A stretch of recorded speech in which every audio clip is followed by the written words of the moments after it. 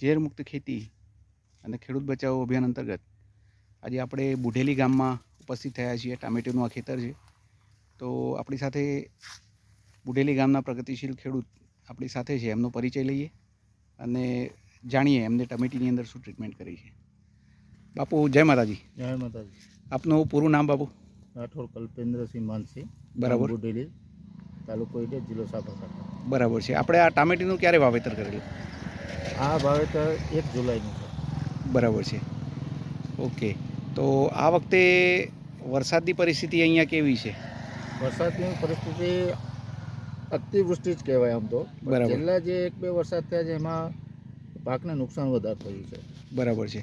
તો આપણી સાથે રોયલ એગ્રો ઈડર મોહનપુરના ડીલર મિત્ર છે ગોવિંદભાઈ. ગોવિંદભાઈ, આ વખતની અહીંયા ટામેટીની જે અહીંયા આજુબાજુ ખેતી થઈ રહી છે તો એમાં કેવું છે અત્યારે? અત્યારે મોસ્ટ ઓફલી જે ટમાટીના જે બેલ્ટ છે લગભગ સુકારાના પ્રશ્નો વધારે છે. બરાબર. કમોસમી વરસાદના અતિવૃષ્ટિના જે એના કારણે જે ફંગસ એક્ટિવ થઈ એની મોટાભાગની લગભગ ટમાટીનો પાક સુકારા ઉપર છે હાલ. બરાબર. અત્યારે આજે 12 નવેમ્બર થઈ. હા. તો એ પરિસ્થિતિમાં જે બીજી અન્ય ટમેટીઓ છે એ અને આ ટમેટીમાં શું ફરક છે? અને અહીંયા આપણે કામા ઇન્ટરનેશનલ ઓર્ગેનિક કંપનીની કઈ કઈ ટ્રીટમેન્ટ કરાવેલી છે?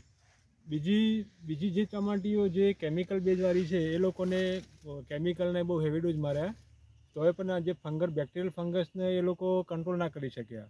પણ જે કામાની ટ્રીટમેન્ટમાં ટોટલી આ ટમાટીમાં કામા ટ્રીટમેન્ટ છે. નીચે જમીનમાં પ્લાન્ટેશન થયા પછી પાયાના ખાતર તરીકે ડૉક્ટર ભૂમિરાજ, ડૉક્ટર ભૂ સમૃદ્ધિ ગોલ્ડ, ડૉક્ટર માઇક્રોરાજ આપેલું છે.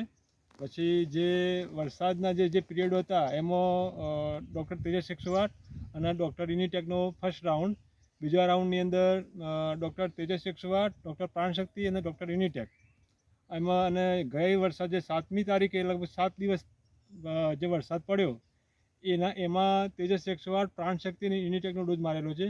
આ ટમાટીની અંદર નીચેથી ઉપર સુધી કોઈ સુકારાના લક્ષણ દેખાતા નથી. બરાબર છે. તો આપણે જોઈએ અહીંયા જે અત્યારે જોઈએ કે બેઠક, ડાળીઓ ચાલુ.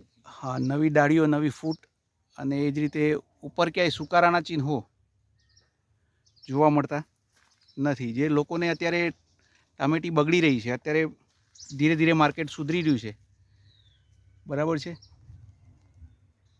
પણ લોકોના હાથમાં અત્યારે ક્રોપ નથી.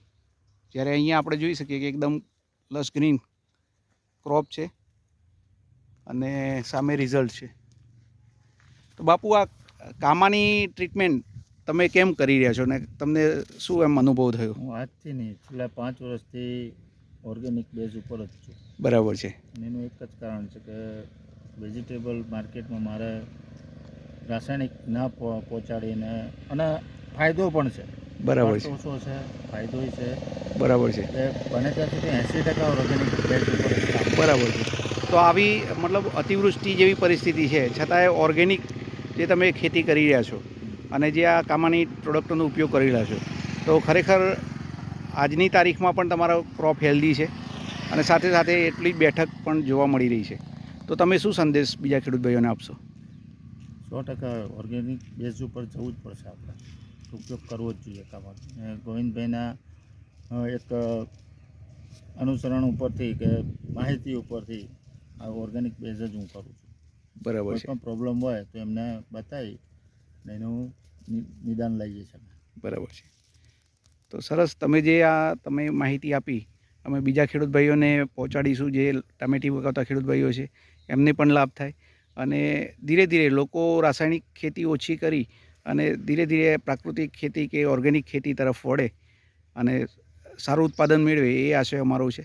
તો તમારી આ વાત અમે બીજા ખેડૂત ભાઈઓ સુધી પણ પહોંચાડીશું. ખૂબ ખૂબ આભાર, ધન્યવાદ. હવે અહીંયા આપણે જોઈએ કે બેઠક પણ જોઈ શકીએ છીએ.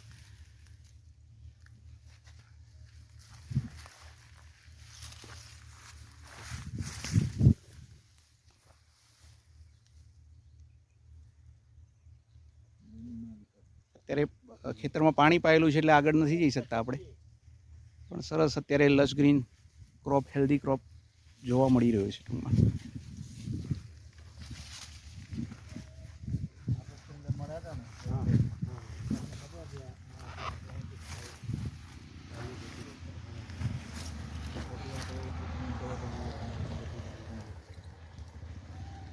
મારા ના આવવાનું ના કીધું કાયમ